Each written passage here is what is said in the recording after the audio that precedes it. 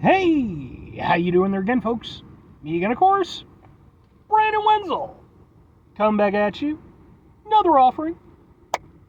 Off my sampler platter. Yes, indeed, folks. Sampler review series of videos I've been doing for a little while now. Go over there, try out food and drink items. I eat stuff, I drink stuff, then, folks, I'm going to talk about the stuff. I'm going to let you know all that you need to know about hopefully delicious stuff. That time I'm doing this, folks, I'm not going to lie. It's a warm day. I could use a cold treat. But we'll get to that. Folks, it's super simple format. I'm going to go over there. I'm going to try out food and or drink items for you. Whilst I'm doing so, I'm going to yammer on about it for a bit. Whilst I'm doing all that, I'm inside my truck. Whilst I'm doing all that, folks, I'm wearing a super cool shirt.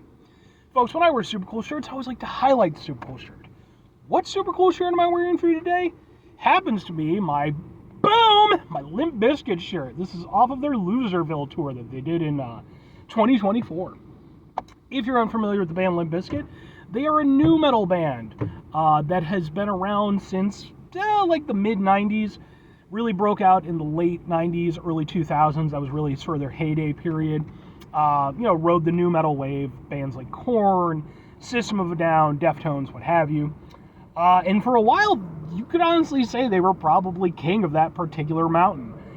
Things did eventually start to fade out for them as, the genre itself started to fade out a bit. But in recent years, they've really had like a nice successful comeback. They've regained a lot of their audience. And I think as time has gone by, nu metal in general has sort of been looked upon more favorably, as being, hey, it was a bit of fun and we all enjoyed it at the time. And now we're allowed to enjoy it again. I kept enjoying it, I'm just saying. I actually have some videos of their performance I attended. Those videos are on my channel in case maybe you want to check them out. If nothing else, I'd be more than happy to point you in the right direction as far as their music is concerned because I fucking love them. But anyway, what am I trying for you today, folks? What are we doing here? Frozen Tree Day. So yeah, I happened to head out to Target. Wanted to go over there and pick up just, a few basic supplies. But of course, I always keep my eyes open, trying to find new stuff to review. And even though we're still in August, we are almost not-ish, but, we're kind of getting to fall-ish a bit. And so some of the fall stuff is coming out. Of course, one of the most immediate and really personally personified flavors that goes along with fall is, of course, pumpkin stuff. This is from the Favorite Day, our brand, which is the Target in-house brand. This is their pumpkin cheesecake ice cream. Ooh.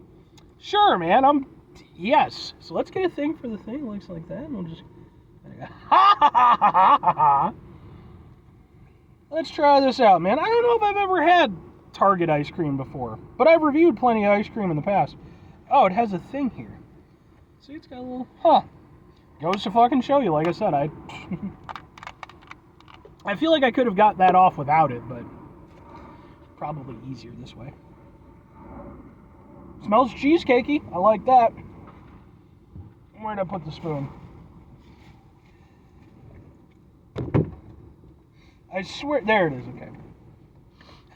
It's like I'm losing my mind. Phantom Spoons. Phantom Spoons sounds like a good, indie rock band. Good, not great.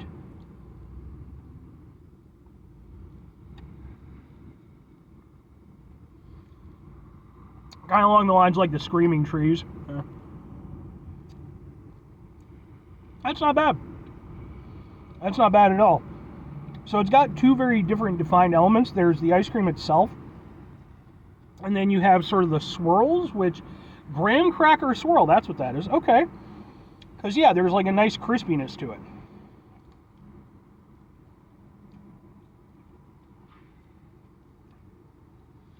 And, yeah, okay.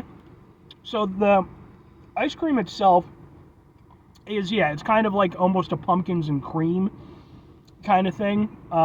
Which, of course, makes sense. It's pumpkin cheesecake.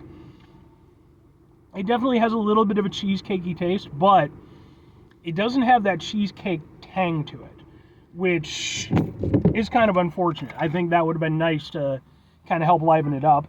But the pumpkin flavor and the cheesecake flavor work nicely together.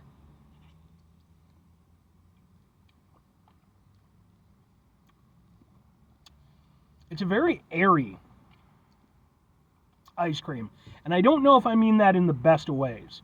Because, like, you know, you want a little air to be in your ice cream. You know, you want it to be nice and fluffy.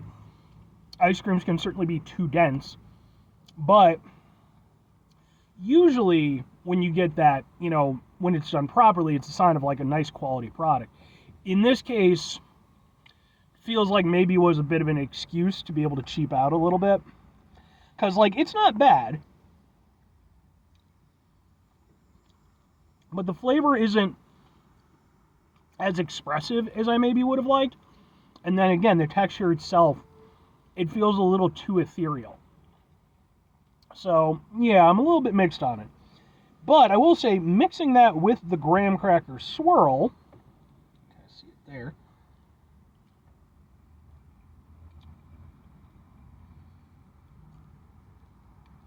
that is far and away the penultimate flavor of this whole thing.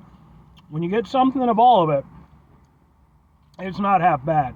Because the graham cracker aspect of it, well, it's not half bad regardless, but the graham cracker aspect definitely helps kind of fill in some of those spaces where I feel like the flavor is maybe just not, again, not as vibrant as I would like.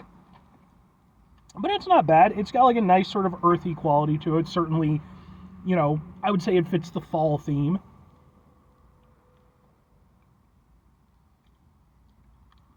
Yeah, I wish that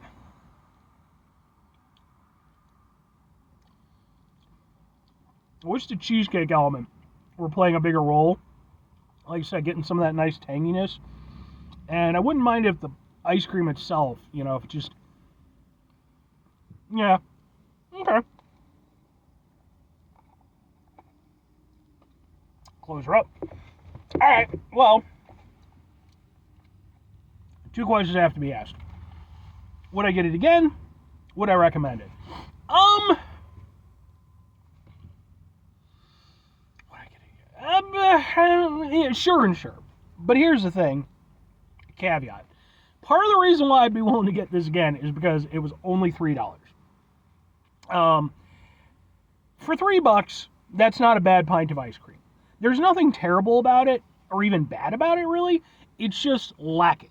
You know, it's just not as good as it could be. Now, it is an in-house brand. It is obviously sort of a discount ice cream. $3 is definitely way less than you're going to be paying for most other pints of ice cream. And if you want to go in for, like, you know, the really nice proper stuff like Jenny's ice cream, you're going to be paying way more than that, double, easily.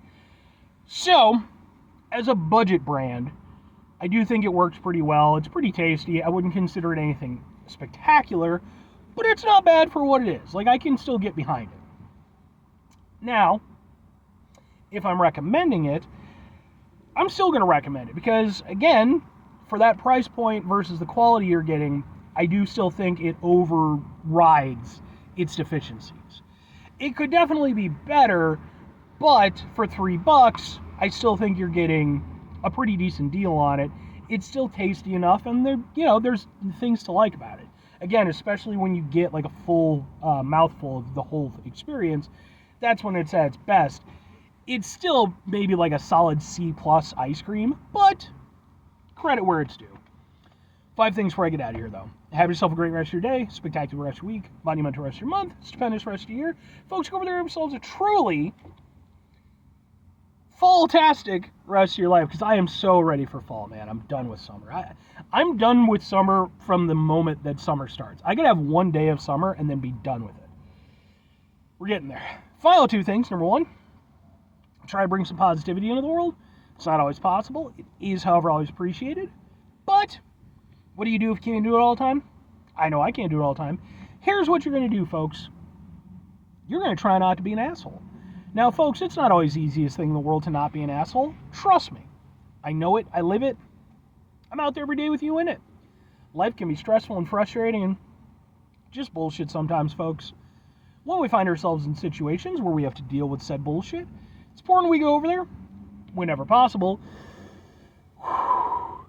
take a step back, try to mitigate the level of assholishness in our lives, hopefully do better for ourselves and for those around us. Very final thing, folks, do the thing. Whatever the thing is for you, that's what I want you to go out and do. Folks, Folks, what's your favorite fall flavor? Is it pumpkin? Is it pumpkin? Well, no, I mean, yeah, it's pumpkin's really the one flavor, isn't it? I mean, I guess there are others too. Apple cider donuts. I've reviewed those in the past. You got those. What's your favorite fall activity? Let's go with that. That's a better question. I think for me personally, just going out. Like, because during the summer, man, like, I just stay inside. I can't fucking deal with the heat. But when it starts getting properly cool out, it starts getting darker earlier, that's my jam, Those are my days, so I always like to enjoy that. Just pop my headphones on stuff. But anyway,